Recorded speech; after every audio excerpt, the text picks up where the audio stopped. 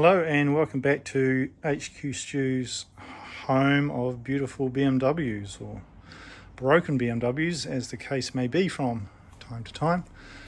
As a follow-up to my previous video, my first ever YouTube video, this is a brief update on this car, my 740 2001 E38 Motorsport.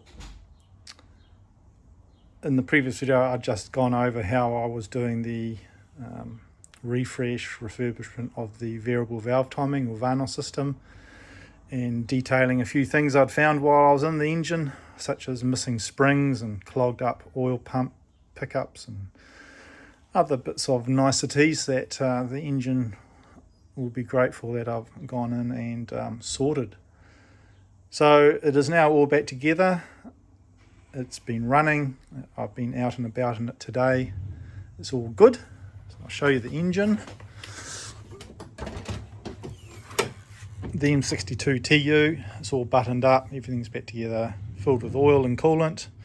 I'll check the coolant level again tomorrow morning when it's cold, as they tend to take a few days to get the level just right.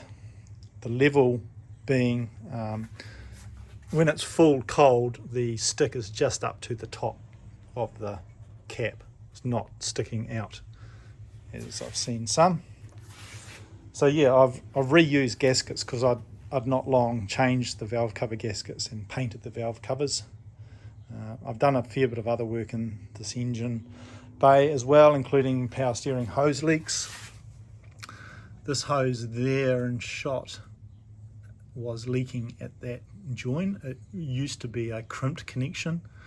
I did price up a new hose pipe system that runs right under to the box. Being a right-hand drive vehicle, it's a specific part number for right-hand drive, and it was expensive and hard to get, so all I did was take that top section out and replace the hose and just use some normal hose clamps, and it's been fine ever since. I've also put a new fan shroud on and other stuff I cannot remember. New power steering lines underneath and a new reservoir underneath here. New rubber bushes on the oil pump, and maybe also the power steering pump, and lots of cleaning. The light wiring loom, I've tidied up. It was bare wire down there, so stripped up.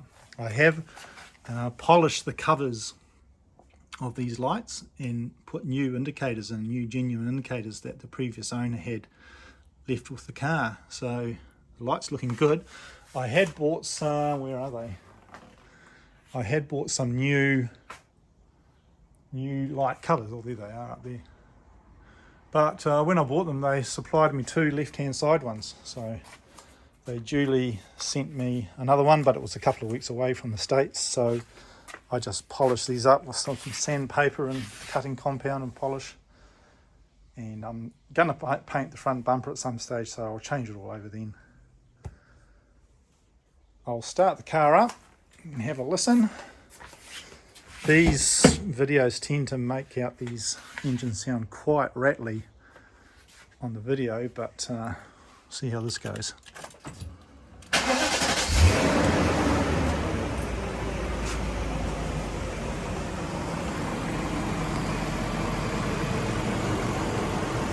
So to my ears here, that is a very quiet and smooth M62TU. Much quieter than it was prior to the work I've carried out on it, and it's smooth as. Could balance the coin on that, I'm sure. Might try that later. It sounds really nice, and it goes nice. The supplier of the O-rings and seals for the VANOS, that's Bison Systems, indicated it's usually a couple of 100 kilometres for the seals to bed themselves in, and for the true final form of the refurbished hubs to be evidence, whatever that means. So yeah, I'll drive it a bit and see how it goes, but that is sounding pretty good. I'll kick that off now. a shot of the interior from this side.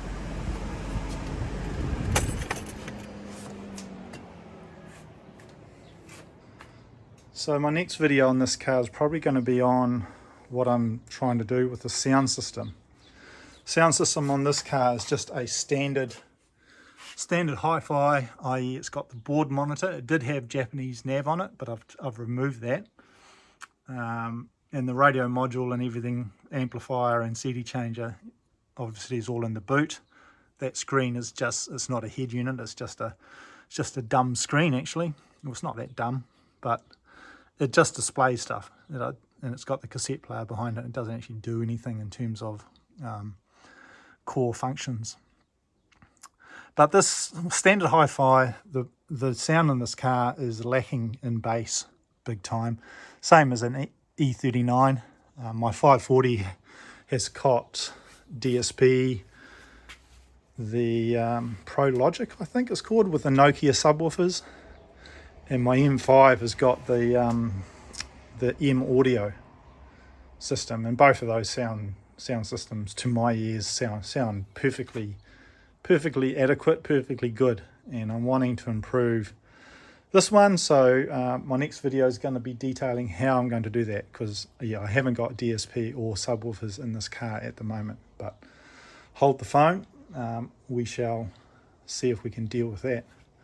So until then, thanks for watching.